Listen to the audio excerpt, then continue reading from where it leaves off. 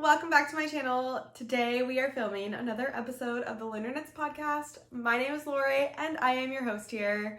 We're trying out some different camera angles, a different background. I've been enjoying figuring new ways to film out on my phone, like you can expand what you can see and the definition of everything. So it's only taking me forever to figure out that I can actually do those things on my phone. And I'm also using the back camera today, so hopefully it doesn't stop filming without my consent. That would be nice. But anyways, I am just going to show you some stuff I've been working on. I've been pretty monogamous with my knitting lately.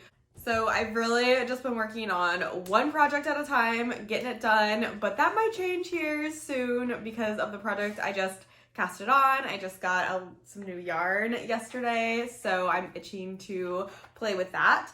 But really, I'm just gonna dive right in. This probably won't be a very long episode because again, I've been pretty monogamous with my knitting, but I want to share you guys what I have been working on. So I have a couple of finished objects to show you. One is definitely a start to finish object, and the other one I showed you guys last time. Oh no, there's a pool in it. I'm going to blame the dog because he likes to just lay on my knits and his little nails pull on the stitches and it's very frustrating, but I forgive you. This is my Sipila tee, or my Sipila sweater at this point by Caitlin Hunter. If you guys watched my last podcast or even my sweater collection video, you would have seen the finished object of this. Well, not the last podcast, but my sweater collection video. You would have seen the finished object of this.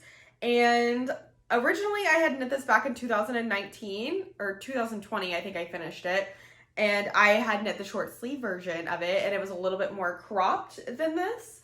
I decided that I wanted to give it a little facelift and I put in some needles, ripped out the bottom and knit about 3-4 more inches to the body of the sweater, making it a little bit more of a normal length sweater.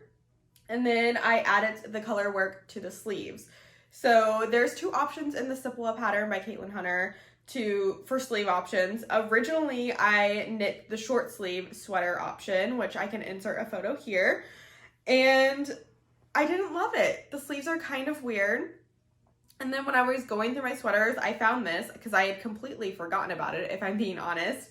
And I tried it on. And low-key, I kind of liked the sweater with the short sleeves at that time. This was like maybe a month ago when I tried it on and I kind of did enjoy the short sleeves, but I knew realistically if I just bit the bullet and redid the sleeves, I'd ultimately get a lot more wear out of the sweater, because if I went back and watched the podcast episode where I finished this sweater and I had talked about I was going to rip the sleeves out and knit them longer.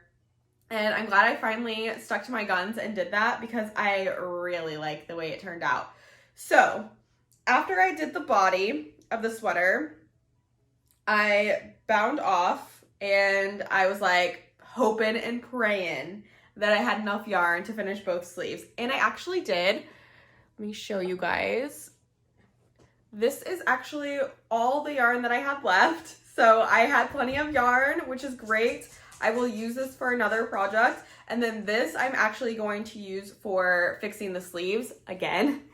So whenever I bound off, I didn't use what she says in the pattern to do for the finishing because I did that on the short sleeve version and I didn't like it. So I wanted to do something different on the long sleeve version. So I did an I-cord bind off. Now, as you can tell, it has absolutely zero stretch. I can in fact fit my hand through it, but it takes a little bit of finessing, that's for sure. And it's tight. So I need to rip that out and figure out another solution for the sleeves that will satisfy me. Another thing that I did was I shortened the polka dot part right here. The pattern calls for 3 of these sections. So you actually do it one time and then you repeat it again before you go into the rest of the color work, if that makes any sense. If you have the pattern, you know what I'm talking about. And I initially did do that. I have a photo I took and posted on Instagram, but I'll insert it here as well. And you can see that I had the extra repeat. There were a couple things about that I was concerned about. So I ended up ripping it back out and just doing the repeat one time, which while I was knitting it the first time, I was like, don't repeat it. Just go straight into the color work. And I wish I would have just listened to myself there, because I feel like my intuition about these things is always right. I knew I was going to be cutting it close on yarn was the number one thing. And honestly, I probably would not have had enough yarn if I did that repeat section. And then the sleeves were going to be ridiculously long. Now, in the photo of me wearing the sweater, which I'll put on the screen as well, you can see that they're already pretty long. So if I did that repeat, I had tried it on and it was already like halfway down my arm and I hadn't even started on the rest of the color work. So I made the executive decision before I got entirely too far into the sleeve to just rip it back again and do it with only one repeat of this section. So if you have short arms like me, that may be a suggestion that I give you for this pattern. Cut out that one repeat, you should be good to go. And instead of fixing the second sleeve for the bind off, where I was like, oh, my bind off is too tight, I just did it exactly the same. So now I have to rip out both sleeves instead of just one. Don't do that either. Just do the second sleeve correct the first time when you know that the first sleeve was already too tight. For this sweater, I used Sweet Georgia yarn. I had been an ambassador with Sweet Georgia yarn back when I initially knit this sweater, and I really love it. This is their Tough Love sock. It's so soft, seriously. One of the softer fingering weight yarns from like indie dyers that I've ever used. And it's really cool. The colors are really beautiful. I don't know how well the camera's gonna pick those things up, but it's very dimensional. There's tons of tones in it of the purples. I believe this color was called Trinket, and then the lighter purple was called Gray Lady. Could be wrong on that though. But overall, I'm really pleased with the fact that I decided to finally give this sweater a little facelift. I do need to fix the rest of the sleeve, and then it's going to be good to go for fall. And I already know I'm going to wear this a ton because it's just so cool. I'm really glad that I extended the body on the sweater. Honestly, I had enough yarn to do a little bit more, but I'm not going to do that. It's perfectly long enough for my liking. And I am really happy about the final result on this. So highly recommend you pulling those old sweaters out of your drawers that you're not wearing and see why you're not wearing them. And if it's just a simple fix such as extending the body or extending the sleeves, or if you just really don't like the sweater, rip it out. Don't let that yarn just sit there, because yarn is expensive and we don't need to be wasteful in those ways. So reevaluate your sweaters and figure out why you're not wearing them and give them a little love, because it made me feel really good after I finally finished it. And I'm really excited for the fall time. Seriously, so excited for fall because I'm over this heat. Okay, I did want to show you guys this blanket. I hope no ends are sticking out of it because I didn't weave any of them in. But this project, I started back in 2017 and I literally finished it like a few months ago. But yeah, it's a Chevron blanket it's a blanket that has Chevron cables going down it. I have the project page on my Ravelry, but I know somebody's gonna ask what the pattern is, and it's the Chevron blanket. I think that's all it's called. I will link it down below as well if you are interested in making it. Very simple. Looks cute on my chair with my other blanket. I'm trying to like mask my yellow chair because I've had my yellow chair forever. If you guys have been watching my podcast since episode 1, you know my yellow chair. And it's not that I don't love it, it's just that I don't love it anymore. You feel me? So we're just trying to jazz her up a little bit and make her more me now. And I think she fits really nicely with my little jungle that I have going on. But anyways, you guys came here for knitting, so let's get back into an object that you guys haven't seen yet, but it is finished now.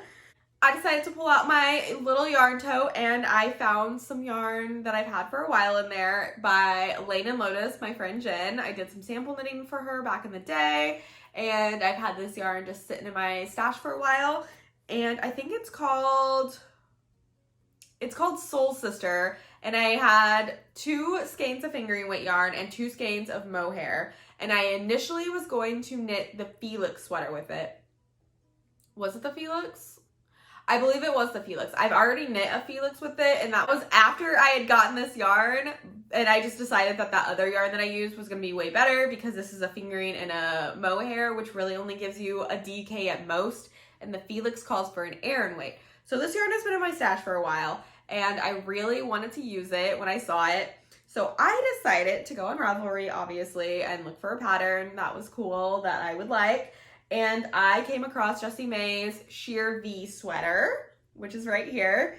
And I just fell in love with the sleeves, really. The sleeves are what sold me on it. I did the sleeves that she suggested in the pattern. I noticed that most people on their project pages, they did not do these sleeves. They modified them to their own liking, but honestly, the sleeves sold me on this sweater. So I immediately wound everything up and cast it on for the sweater. It is a bottom-up sweater, which I don't love, but that's okay. She recommends doing a tubular bind-on, but we all know how I feel about that, so I did not do that. And initially, I was going to knit the size medium for the sweater, but I did the long tail cast on, and I did my normal pull. I usually do 2 arm lengths. That's always been enough in the past, but in the past, I would knit smalls. So as you can predict, this is actually the size small that I knit because I didn't have enough yarn to cast on a medium, and I didn't want to cast on that many stitches again, if we're being honest. I had just enough to do a size small with a little tail to weave in, so we just stuck with the size small and hoped for the best. I did go up a needle size for the body, but the ribbing I did in the needle size she suggested because I was initially going to make a size medium, and I was going to use a 4.5 millimeter knitting needle. So when I bound on, I was using a 4.5 millimeter knitting needle, and I didn't want to go up to a 5 for the ribbing because the cast on edge would have been much tighter than the ribbing, and I thought that would have looked awkward. So I just did the 4.5 millimeter for the ribbing, which I'm actually really happy with my decision in this pattern, since it kind of cinches in at my waist exactly. I will have a picture for you guys to see on the screen how it looks on. I really love that I figured out how to put pictures on the screen. It's been a lot of fun and actually helps me show you guys my knits a lot better than me just holding them up. But anyways, for the body, I did end up going up to a 5 millimeter, which gave me a really nice drape to it. I'm happy I did that. And then in the V-neck section, I got to do intarsia for the first time. I don't think I've ever done intarsia. I knew the concept of intarsia, but I had just never applied it to any knitting that I've done. So it was very intuitive for me. I've been knitting for a while, and even though I haven't done a lot of different techniques, like I've never done brioche, but I understand the concept of brioche. Same thing with intarsia. I understand how intarsia works. I've just never done it. So it was very intuitive and fun. I actually really enjoyed it. So this sweater, basically you knit from the bottom up, and then when you go to do the V-neck part, that's where you start the intarsia, and then this middle part right here, the V part, is just the mohair and none of the fingering. So the rest of the sweater is mohair and fingering, and then the middle V part is just mohair. And with my color choice, which is this beautiful pink color, I actually really like how the V isn't very sheer when I have it on. Like, it's noticeable, but it's not like, wow, that's very contrasty. Whereas if you look at some of the patterns and the yarn choices that people have made, their mohair is a completely different color than their fingering weight. So when they do the V section, it's very contrasty. And I think that's beautiful, but that's not what I was going for. And I'm very happy with how mine turned out. I used the exact same color of mohair that I did fingering, and I actually have a little bit left over. I'm thinking I'm gonna make a scrunchie with it, but I actually have enough to make more than just a scrunchie, so yeah.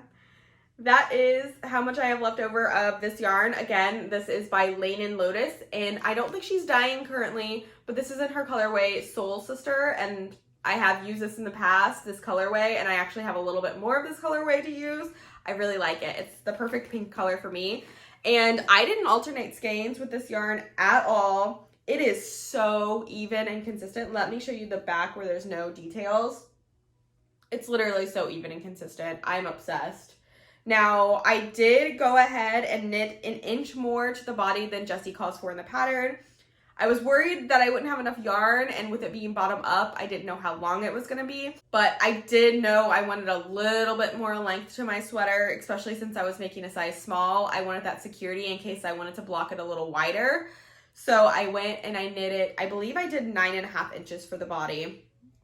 And I did follow for the size small. So that was one of the modifications I made.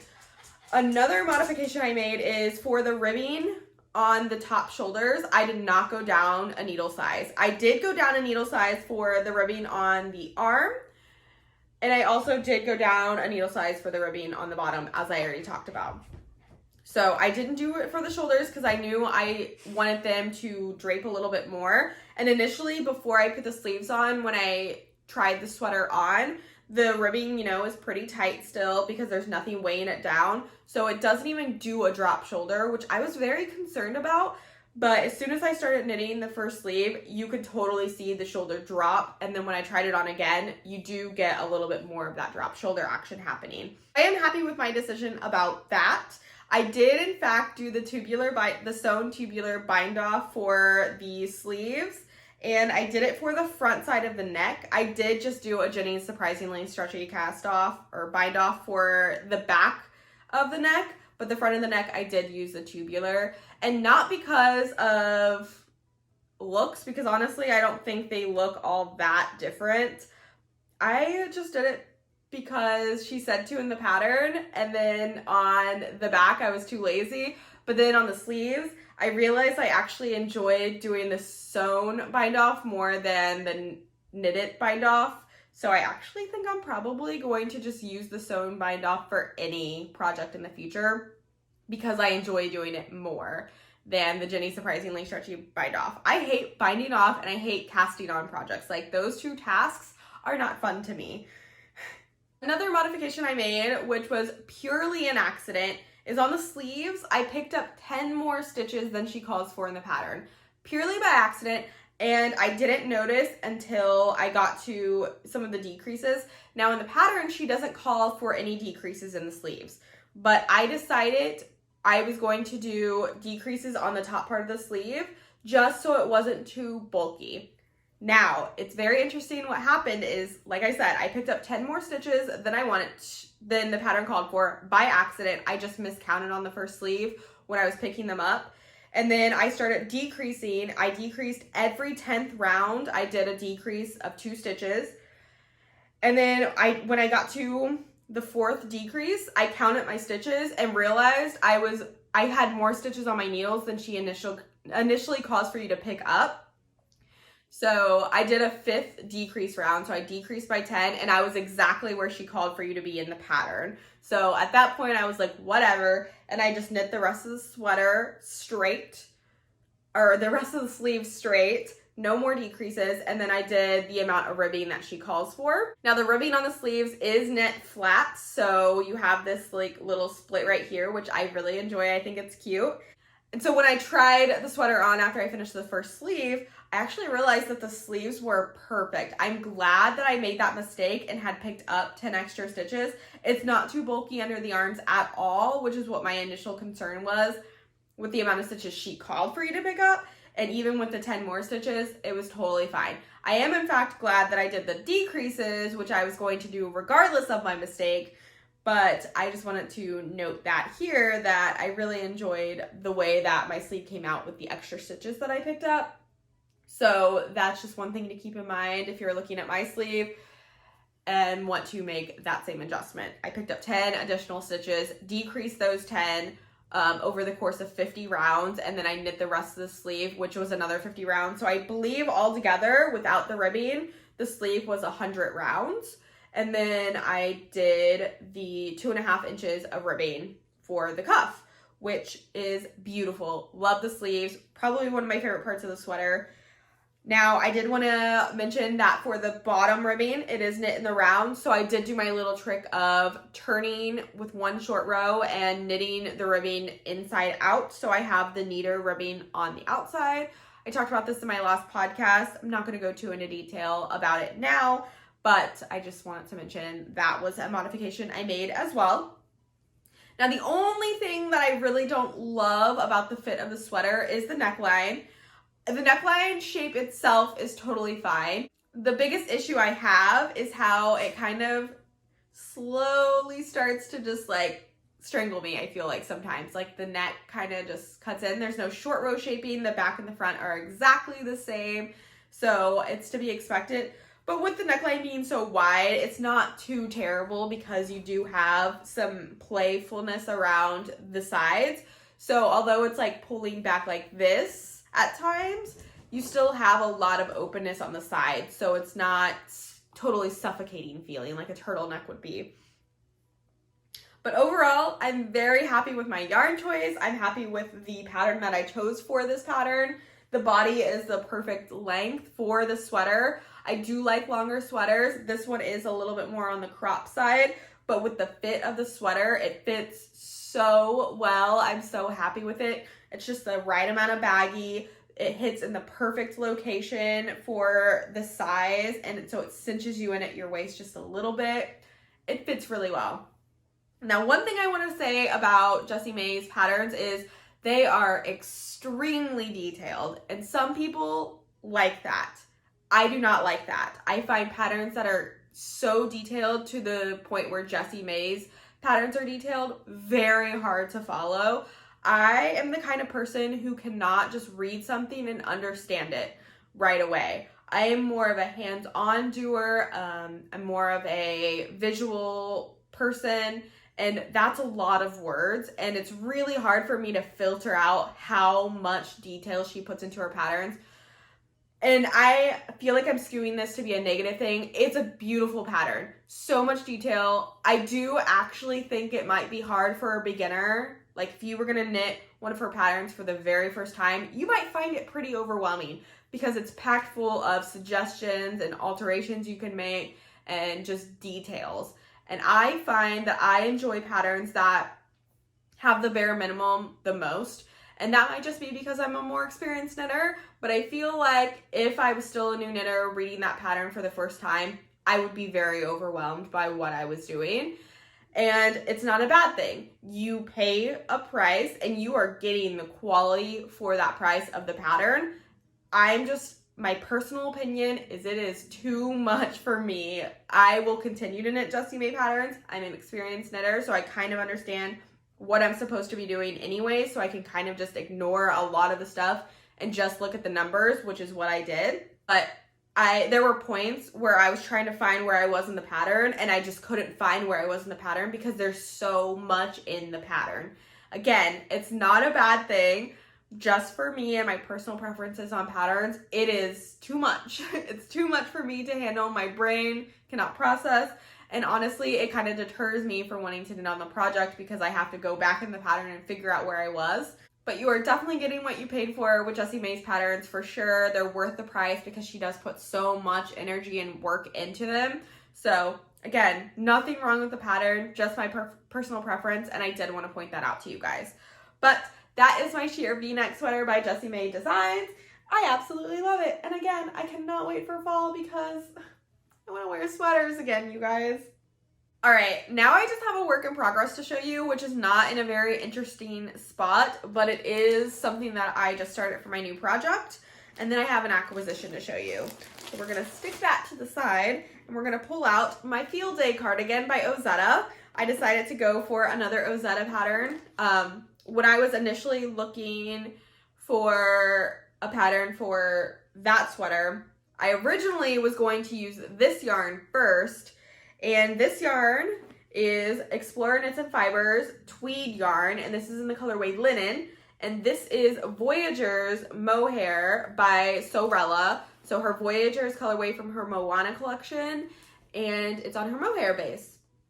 This is what they look like. Now, I do have Surrey Alpaca from Explorer Knits and Fibers in the linen colorway that matches this perfectly, and I contemplated using that instead, but I decided to go with a little bit darker of a color, and I wanted to use mohair and not Surrey alpaca for this cardigan, because if you guys know, Surrey alpaca can look a little bit more matted quicker than mohair does, in my opinion. And so for a cardigan that I knew I was going to be wearing quite often, I wanted to go with mohair. And I kind of like the idea of the darker mohair with the linen, and I'm really happy with my decision. I'll show you guys here in a second, but I wanted to show you guys the yarn first. This is a tweed base, which makes it even more exciting. I love mixing tweed and mohair together. Primo, love it. So I originally was going to use this yarn before I made the Shear V sweater, but then I decided I wanted to do that one first because I had just knit a cardigan and I didn't want to do flat knitting again. So I did that one first, and then I broke this yarn out, ready to knit my Field Day cardigan by Ozetta. It was in my queue ready to go because, like I said, I knew I wanted to knit it in a basic colorway that I could wear with a lot of things. So that's what I'm making. Uncertain about the mohair situation because I only have 2 skeins of mohair, but I have 4 skeins of fingering weight. So stay tuned to figure out how that goes for me. But this is all I have so far. This is knit pretty similarly to the Moonset tee that I knit by her, and I honestly don't remember that construction at all. Like, what I'm doing now, I'm also so confused, just like I was when I did that pattern, but I know it's all gonna come together. This is the color that the yarns are making together. I'm really happy that it's a little bit darker because I wear a lot of black, and I thought the lighter colorway would be, I thought if I used the linen Surrey, it would make it a little bit lighter than this, and I didn't know if it would complement black as well as something a little bit more dark. So this gives it the mohair gives it a little bit more of a gray taupey tone. So I'm very happy with how it's turning out here. This is just the back panel, and then I'll pick up and do all the fancy stuff to do the front panels, make the sleeve holes, and we'll be knitting on a cardigan. I'm gonna need to find some buttons, so if you guys have suggestions on where you buy your buttons, please let me know, because I want to get some nicer buttons. I feel like I'm putting a lot of time and energy into these pieces. I don't want to just use cheap buttons. I really have been enjoying investing into my quality of my work lately, which is fun that I can actually do that now with the place I am in my life. So yeah, I don't have a lot to say about this because it's literally just like a weird thing. I finished the short rows. Now I'm doing some straight knitting, as you can see here, but you do a bunch of short rows up front, which is fun. I like short rows. I'm hoping to finish the back panel today so I can do whatever else is next. Honestly, I don't know. Now with Ozetta's patterns, they do have quite a bit of detail, but not nearly as much detail as Jessie May's patterns. So I'm quite enjoying the difference of the patterns and how they're written, just because I can process her patterns a little bit better because there's a little bit less information, but there's still plenty of information. It's not like a petite knit pattern. I feel like when I knit the no frills, I was a beginner and it didn't quite have enough information because it assumed that you understood enough about knitting already. So this pattern is like a happy medium between the Jessie May and the petite knit. So I enjoy it, and I know that the construction's going to be just like the Moonset tee that I knit by her as well. I knew that going in. I was almost like, can I just modify that pattern to be a cardigan? But I don't mind buying patterns. So I'm excited to have this pattern. I think it's going to be get a lot of wear in the fall. It's going to be a great basic pattern. And then I'm going to be done with mohair for a little bit. I do still have a little bit in my stash. I think all I have left is that linen though. And then I do want to try some knitting for Olive, which I'm just nervous to buy online. So that's going to be a good transition to my acquisitions. I went to my local yarn store, which isn't the most local. It is still 30 minutes away. So I decided to go to my local yarn store yesterday and look at their yarn in person. Now, I had been there before when I lived here back in 2016, 2017. I had gone there and I knew it wasn't my favorite yarn store ever. It's definitely no Columbus, Ohio yarn store. Yarn It and Haberdashery and 614 Knit Studio. Oh my gosh, I miss them so much. They are the best yarn stores ever. I love them. The people were great. The yarn selection is fantastic for my preferences. But this yarn store is definitely very much it's very much a seasoned knitter's yarn store. And by seasoned, I mean somebody who's been knitting for 50, 60 years, and they are used to the same kinds of yarns, and they don't really have a lot of, I'm gonna call youthful yarns like indie dyers or like Knitting for Olive or just brands that are trendy right now. They don't carry that sort of thing. They carry more like Barocco, which I do want to try. They did have some there. And they have a ton of Noro, and then just like a lot of brands I've never heard of that I didn't really enjoy the quality of necessarily, but it is huge. So they do have a ton of yarn. So I also found it very overwhelming. So I went in, not really certain what I was looking for. I had a couple patterns in mind, but I had known going in that they weren't going to have the yarns that I was looking for those projects. But when I was there, I felt a little pressure to buy something because the lady kept checking up on me, which is nice, but I also don't enjoy that so much. So I ended up finding a yarn that I was like, okay, I'm going to get a couple balls of this and knit a summer project. So the yarn store I went to is called Sheepskeins Yarn Shop, and it's in Newburgh, Indiana. And I got 4 balls, and I also got a cord for my Chiagos, like a longer cord. Not exciting. But I got 4 balls of this Concept by Katia cotton yak yarn, and this is in the colorway 100. It is 60% cotton, 30% wool, and 10% yak. They also had a cashmere version of this, which I was going back and forth between if I wanted the cashmere or the yak, but I thought the yak was more fascinating. So it is mostly cotton, but there is the wool in there as well. It's very loosely spun. I really wanted to try yak. It's quite soft. And I did find a pattern. I scrolled for hours on Ravelry last night looking for a pattern for this. I only got 4 balls of it, so it wasn't quite enough to make another moonset tee. It might be, but it would be really cropped. And I decided that I was going to make the Hilly. I'm going to put the picture on the screen of the sweater that I'm going to make with this yarn. And the sweater, it's gonna be a tank top, and it's got buttons on the front, it's got a tie at the bottom. I may or may not leave the tie off. I haven't decided about that yet, but it's just a really nice taupe color. It's honestly, I really never thought that this was my kind of color, and I gravitated toward the pink because I love pink, but I have a lot of pink in my wardrobe, and I thought this would be a nice neutral that could go with a lot of things. Since it is going to be a tank top, it is going to be something that I'm going to have to layer with for like work purposes or going out. I really like to layer anyways. I don't love showing off my arms. So I got 4 balls of this. It's a 142 yards per ball. These are 50-gram balls. So I think that's going to be plenty to make a tank top with. I'll let you guys know. I think I'm going to do a yarn review on it because I had never used this yarn before. And I like doing yarn reviews. I haven't had the opportunity to do one for a while because I don't tend to do yarn reviews on any dyers because a lot of the times their bases are all the same types of bases. So I don't feel the need to do a yarn review on those because you would just be reviewing the color at that point, and I don't think that that's fair. So I am going to do a yarn review on this, and I do really want to cast on. So we'll see what happens. I'm not sure when I'll cast this on, if I'll try to finish my sweater first, or if I'll come out of my monogamy and make 2 projects at once. Who knows? But that is the first yarn that I bought in like 2 years. And again, I still want to do an order online. I'm not an online order kind of person. I just really don't like it for anything. I don't like to order off of Amazon for anything. I don't like to order, especially yarns, because I can't feel them. It's all very risky for me. So yeah, that's really all I have to talk about. I don't really have any life updates or anything. My plants are doing really well. I did a plant update in my last video. Work is going like work goes. It's work. I'm very tired all of the time these days because I don't know. I just think stress from work, which isn't the most stressful thing, but also overtime and trying to balance relationships, which I've been very poor at recently. I did go out to lunch with a friend yesterday, but that's the first time I've gone out and done anything in literally like 2 months. I've not interacted with anybody outside of work in like 2 months. So it was nice.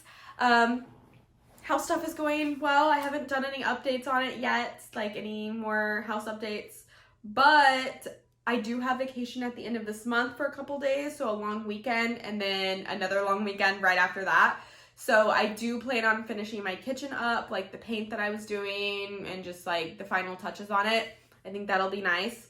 But overall, life is just kind of coasting right now, which is fine. It's good to be in those seasons as well. I know that I crave personally like change as well. So I am looking forward to the next season where maybe it's pushing me a little bit to be out of my comfort zone. I do really enjoy those periods of life. As hard as they can be, I think they're fun and I like to learn and to grow. And so I am craving that, but I do know I need to leave my house in order to get into that season. I'm just kind of stuck in my bubble right now, but we'll get there. But anyways, that is the end of today's video. If you liked it, give it a thumbs up so I know that you want to see more of these videos, and leave a comment down below on what you're working on, what you're excited for coming up most for fall, and subscribe to my channel for more random content. I'll see you guys next time. Bye!